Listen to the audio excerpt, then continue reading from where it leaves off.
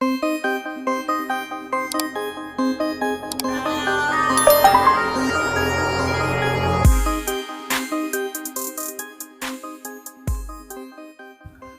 TV देखने वाले सभी दोस्तों को खुश आमदीद। आज हम आपको सैर करवाएंगे एक ऐसे मुल्क की जो साउथ एशिया में मौजूद बेहद खूबसूरत देश है, जिसको पूरी दुनिया जदीद मॉडल इस्लामी मुल्क के नाम से जानती है। इस मुल्क में भारत की तरह खूब सारे फेस्टिवल मनाए जाते हैं, जहां बेहद खूबसूरत मस्जिदें, आसमान को छूती हुई गगनचुंबी इमारतें, खूबसूरत समंदर और ससब्ज पहाड़ का ऐसा नज़ारा शायद आपने आज से पहले कभी नहीं देखा होगा। दुनिया का सबसे बड़ा सांप इसी मुल्क में मौजूद है। इस देश को सांपों का घर भी कहा जाता है। इसके अलावा इस मुल्क के अंदर दुनिया का सबसे बड़ा फूल पाया जाता है। दोस्तों, आज हम बात कर रहे हैं मलेशिया की, तो फिर देर किस बात की। आओ अब हम निकलते हैं मलेशिया के एक शानदार सफर पर। इस मुल्क का official name the federation of Malaya है। मलेशिया की कुल आबादी 3 करोड़ 40 लाख के करीब है, जिसमें 51% मलाई लोग, 22% चीनी, 12% मुकामी लोग और 7% इंडियन और बाकी दूसरे ममालिक के लोग आकर यहाँ आबाद हैं। आबादी के हिसाब से ये मुल्क दुनिया में 43वें नंबर पर आता है। इसके सरहदी ममालिक थाईलैंड, वियतनाम, इंडोनेशिया, सिंगापुर और ब्रुनाई है, और इसका कुल लगभग 33 लाख किलोमीटर है, जिसमें 61.3% मुस्लिम, 19.8% बुद्ध मत, 9% क्रिश्चियन, 6.2% हिंदू और 3 से 4% दूसरे मजहब को मानने वाले हैं। मलेशिया की कैपिटल सिटी कुआलालंपुर है, जिसकी कुल आबादी 8,29,000 लोगों पर मुश्तमिल है। कुआलालंपुर को इस मुल्क का सबसे बड़ा शहर होने का एजाज भी हासिल है। यह शहर खूबसूरती और कारोबारी लिहाज से पूरी दुनिया में जाना जाता है। इस शहर में हर फर्द अपनी मसरूफ जिंदगी गुजारता है। यह शहर पूरी दुनिया में जदीद तरीन तर्ज जिंदगी की तामीर के हवाले से मशहूर है।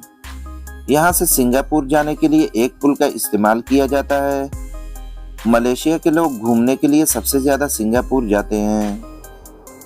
अगर बात की जाए मलेशिया की तारीख की, तो इस मुल्क में 4000 कब्ल मसीह के आसार नजर आते हैं, लेकिन इसकी असल तारीख 10वीं सदी ईस्वी से शुरू होती है।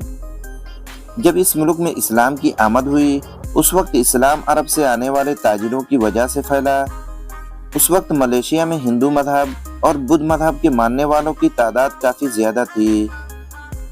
15वीं सदी ईस्वी में इस्लाम बहुत तेजी से फैला और इस तरह पूरे मुल्क में इस्लाम की जड़ें मजबूत हो गई।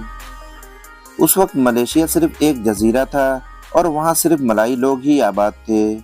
आज भी मलाई लोग मलेशिया में सबसे ज्यादा तादाद में मौजूद हैं और मलाई लोगों में 99% लोग मुसलमान हैं। 18वीं सदी ईस्वी में बरतानिया ने मलेशिया पर कब्जा कर लिया था। जिस तरह हर दौर में गुलाम कौम में से एक शख्स जरूर पैदा होता है जो उस गुलाम कौम को गुलामी की जंजीरों से आज़ाद करवाता है, इसी तरह मलेशिया के एक खानदान में एक ऐसा लड़का पैदा हुआ जिसका नाम अब्दुल रहमान था। इस लड़के की पैदाइश 8 फरवरी 1903 में हुई और ये शख्स वही था जिसने मलेशिया के हक में अंग्रेजों के खिलाफ आज़ादी की आग जलाई, और यही वो शख्स है जिसे मलेशिया के लोग बाबाए मलेशिया के नाम से पुकारते हैं।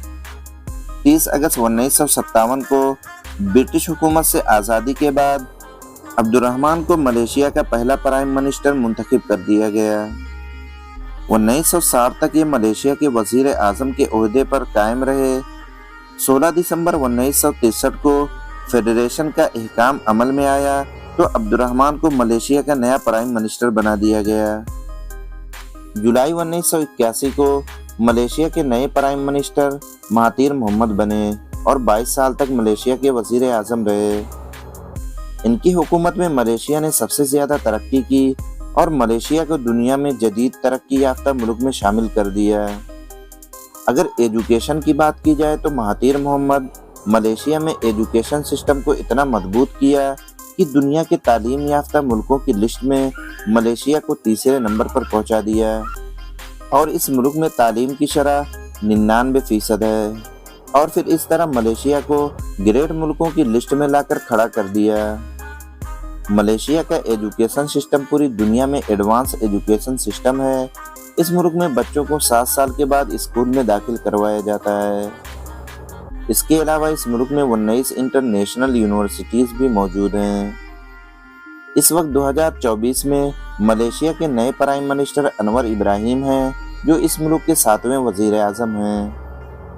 دوستو، اب ہم جانتے ہیں اس ملک کے کچھ دلچسپ حقائق جو شاید آپ نے آج سے پہلے کبھی نہیں سنا ہوگا۔ ملیشیا میں دنیا کی سب سے زیادہ خوبصورت مسجدیں موجود ہیں۔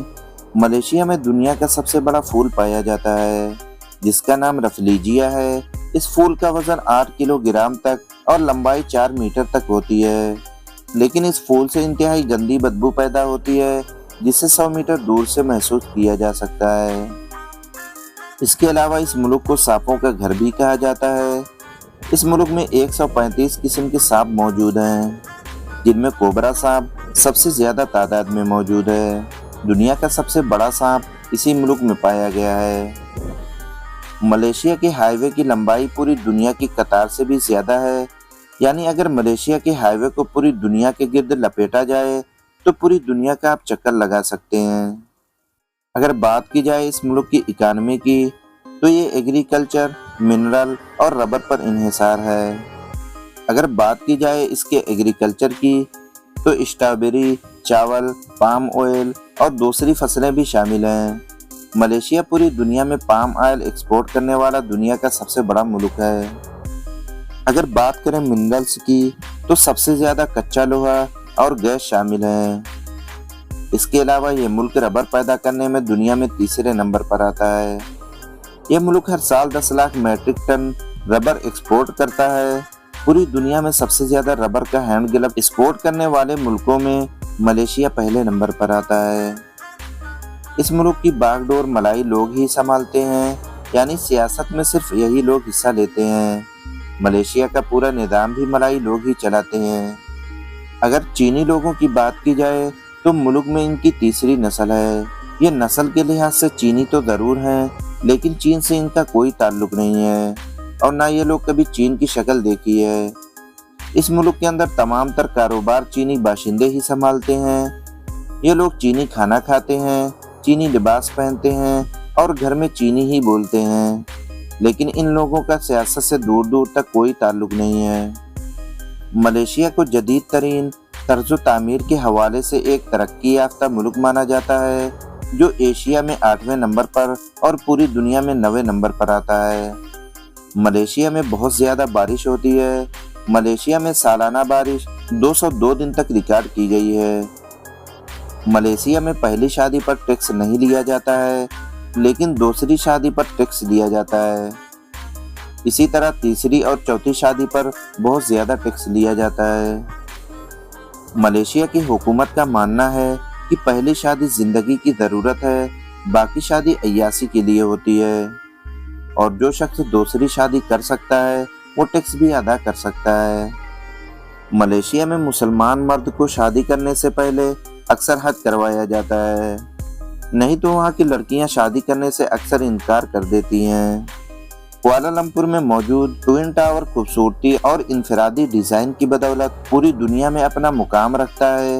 یہ 2004 تک پوری دنیا میں سب سے زیادہ بلند ترین بلڈنگ ہونے کا اعزاز بھی رکھتی تھی۔ ان دونوں بلڈنگوں کو ایک خوبصورت برج سے جوڑا گیا ہے۔ ملیشیا کے لوگ فلم دیکھنے کے بہت شوقین ہیں۔ ملیشیا میں سب سے پہلی فلم لیلا اور مجنوں دکھائی گئی۔ دنیا کی سب سے بڑی ہاتھ سے بنائی گئی جھیل بھی ملیشیا میں موجود ہے۔ ملیشیا میں کام کرنے والے لوگوں کو ملیشیا عارضی نیشنلٹی دیتا ہے۔ 5 یا 10 سال کے بعد پرماننٹ نیشنلٹی دے دیتا ہے، لیکن اس کے لیے آپ کو مالی لحاظ سے بہت مضبوط ہونا ضروری ہے۔ ملیشیا میں عورتیں حجاب کی سخت پابند ہوتی ہیں۔ نیچے چاہے منی اسکرٹ پہنے یا کچھ اور پہنے، لیکن سر پر حجاب ضرور ہوتا ہے۔ یہ ایک اسلامک دیش ہے، لیکن رمضان کے مہینے میں ہوٹل اور بازار کھلے رہتے ہیں۔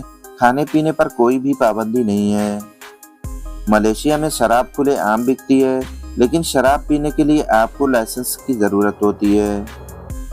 دوستوں، یہ تھی آج کی ہماری انفارمیٹیو اور دلچسپ ویڈیو۔